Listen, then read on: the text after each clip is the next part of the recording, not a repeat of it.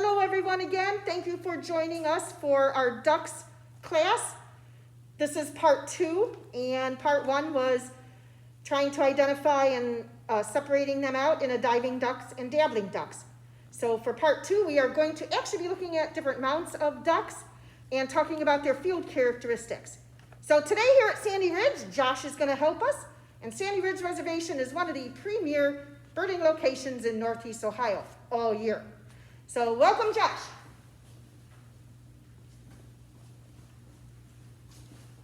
Well, hello everybody. My name is Josh Mahalski, the Natural Resource Land Steward here at Sandy Ridge, Lorain County Metro Parks. This park is mostly a large wetland remediation project. It's 330 acres now. Half of that's considered a marsh, large impoundment of water, and then we have our wet meadow here in the front and our wet woods. So we have a large variety of habitat here at Sandy Ridge. One of our we're probably most well known for our waterfowl and a lot of our birding. Today we're going to do some duck waterfowl identification. When we think of ducks, a lot of times we think of the mallard, the green head. They're very common ducks. But luckily and fortunately here in Ohio, we have a lot of different species of ducks that come through Ohio. Only a few nest here, but we do have an opportunity to see a whole variety of different duck species here in Ohio. Today we're going to go over start off here with some dabbling ducks. We discussed dabbling and diving before. Your dabbling ducks are kind of just tip up to feed. They don't dive under the water like the diving ducks do. But our first dabbling duck today will be the Gadwall. All right, here we go. This is a Gadwall. This is a female Gadwall. The female Gadwall, her identifying traits are here, this gray cheek, her white belly. She's kind of drab brown back. Most of your female ducks are going to be more of a drab color. Your male ducks are going to be your brightly colored ones. We do have a picture here of a male Gadwall. The one on the top right there, that's a male Gadwall. I'll get a little closer, you can see. He has much more gray, that slate gray color. That little white wing bar there is very apparent when they're sitting on the water. And down below you can see a comparison of the male and the female Gadwall. Again, like all female ducks, they're much more drab color. We're mostly going to focus today on male ducks. They're easily identifiable. If you want to dwell further into waterfowl identification, you can look into the female ducks. They're much harder to identify from afar. But we'll show some, but we're mostly focused today on male ducks of each species. But again, this is a Gadwall. That white patch, nice gray cheek. The male will be fully gray here in the back. Kind of a drab colored duck, but still a very beautiful little duck. A little smaller than a mallard. Our next duck we're going to go into here is the North American shoveler. All right, and these are kind of an interesting duck. Very elaborate. The first thing you might notice about these ducks is their coloration. The males are very beautiful. That nice blue wing bar right there. But their biggest identifying trait is this big spoon ladle-shaped bill. You look at most other duck species, their bills are much smaller than this. Like I said, dabbling ducks tip up to feed. What shovelers do, they have this large oval-shaped bill, which makes them probably the best dabbling of all the dabbling ducks. They're filter feeders. And if you can see inside of this duck's bill right here, there's a bunch of little stiff hairs.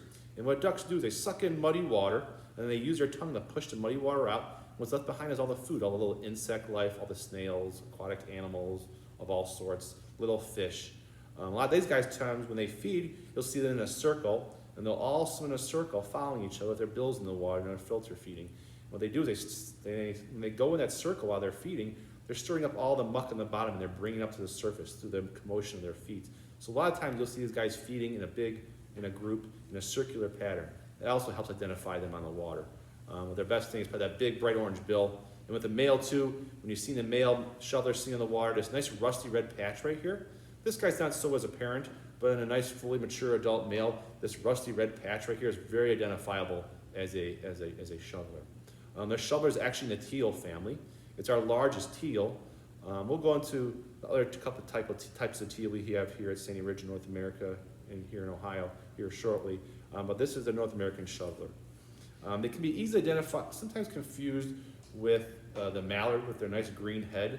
But again, that big oval-shaped bill is easily identifiable as a shoveler.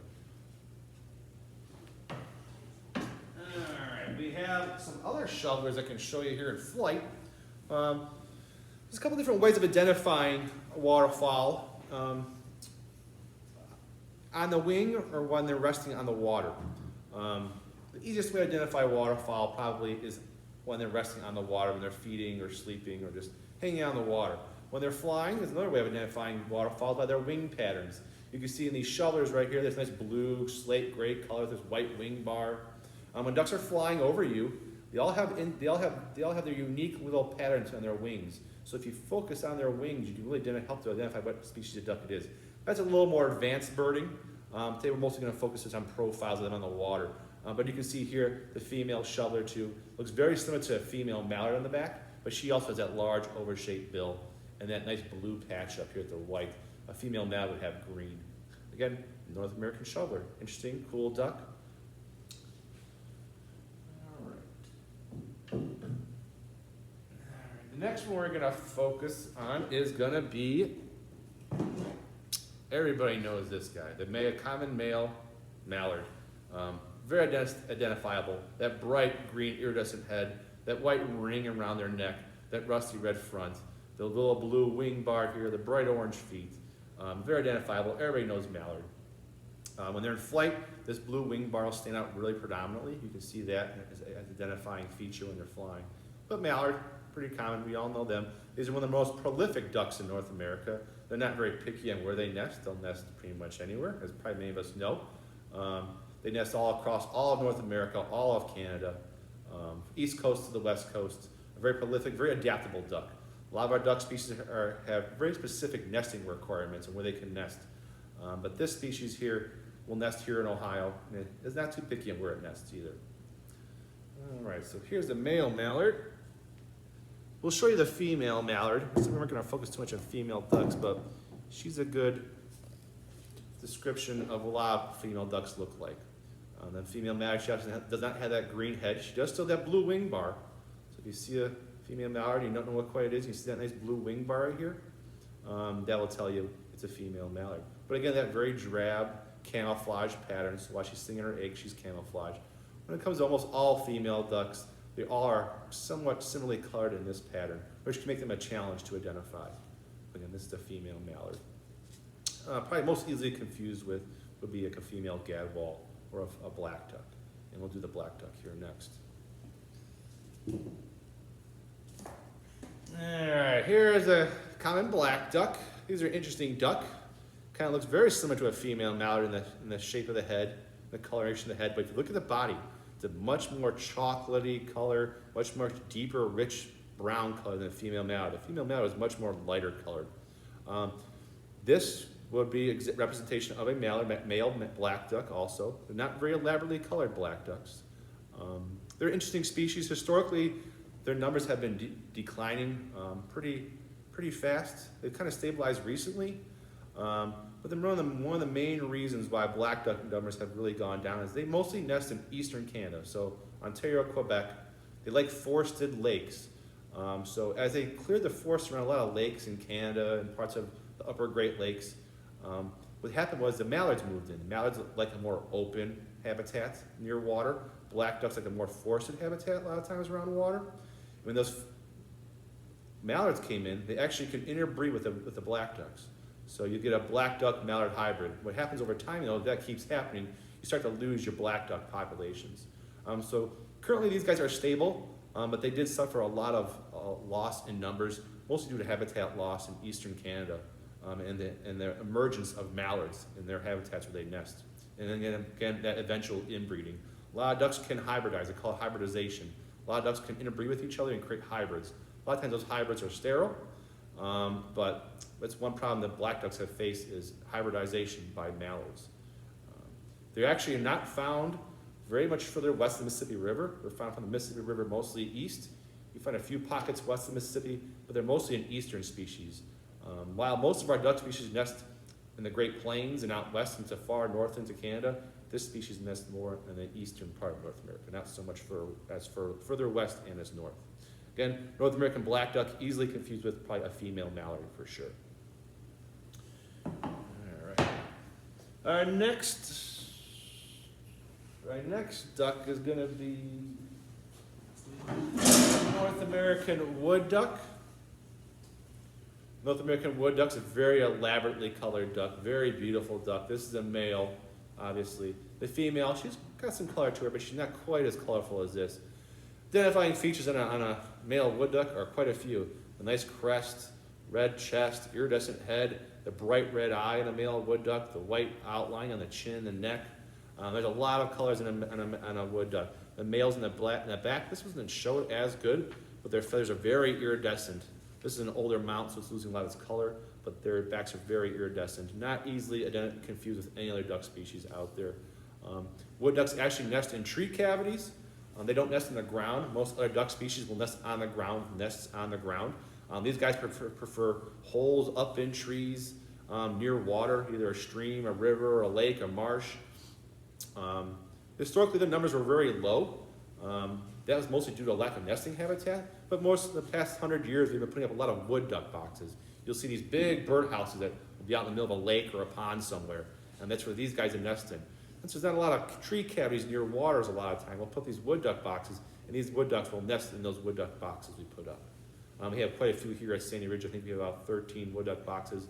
We generally get 1 or 2 clutches a year out of each box of wood ducks. These guys will also sit up in trees. If you see a duck sitting up in a tree, a lot of times it's a wood duck. It's one of the few ducks in North America that actually will nest in tree cavities and sit up in trees. The rest of your duck species all nest on the ground, except for one. We'll go over the hooded merganser here lately, but they also nest in tree cavities like the wood duck does. The wood duck's a smaller duck, about the size of a teal, much smaller than a mallard. A lot of times you'll see these in flooded forests along rivers and floodplains. They're a neat little duck. Most ducks, people think of ducks, they quack and make quacking sounds. Most ducks don't make quacking sounds. A lot of ducks make high-pitched whistling sounds, and these guys will have a high-pitched nasally whistle you hear calling when they're flying. So a lot of your ducks don't make quacking sound. That's a true mallard, makes a quack.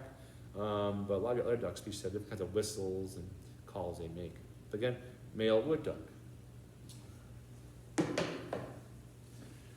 All right, next one here is going to be our Greenwing Teal. Bluewing Teal. Actually, not green, these are blue. But Bluewing Teal, male, very identifiable during prime breeding season in the springtime. Beautiful blue bars on the wing, hence the name Bluewing Teal. Both sides of here, you can see these nice blue spots. The white crescent in front of the eye is another very good identifying feature of Bluewing Teal. This nice spectacled mottled pattern on their back and their neck too is a good feature. These are small ducks. Teal are probably much smaller than a mallard. They are some of our smallest ducks along with wood ducks and ruddy ducks. But again, this is a male Bluewing Teal. The female, she's also pretty, again, that drab color, but she doesn't have all this nice beautiful coloration like the males do. Bluewing Teal identifiable, nice white bar on the front of the face here. We don't have a Greenwing Teal, but we do have a photo of one. Here's a nice Greenwing Teal, very striking duck. Again, a very small duck like the Bluewing Teal. The identifying features on this guy are obviously that green crescent behind the eye, the rusty red head, the gray pattern here, the little white wing bar right there. Another very small duck, Greenwing Teal. Both the Greenwing and the Bluewing Teal, they nest in the upper Great Lakes and into Canada and west into British Columbia. So they're more of a southern Canada nesting bird, upper Great Lakes. Their populations seem to be doing okay. They're stable. They haven't been decreasing or increasing, which is good. Again, these are very small ducks, the Greenwing Teal and the Bluewing Teal. They generally migrate out of Ohio very early during migration. October is about towards the end of their migrating time. And a lot of your teal, too, will also spend their winters in Mexico, south of the border. A lot of our ducks will spend their winters on the Gulf coasts, lower Mississippi River Valley, but these guys will actually fly to Mexico. So when it comes to managing and protecting waterfowl, the U.S. government, the Mexican government, and the Canadian government all come together in managing waterfowl populations because they migrate from state to state. And Bluewing Teal and Greenwing Teal are a good example of they nest in Canada, come through North America, and they spend their winters in Mexico. So sometimes it takes multiple governments just to manage a species, protect them.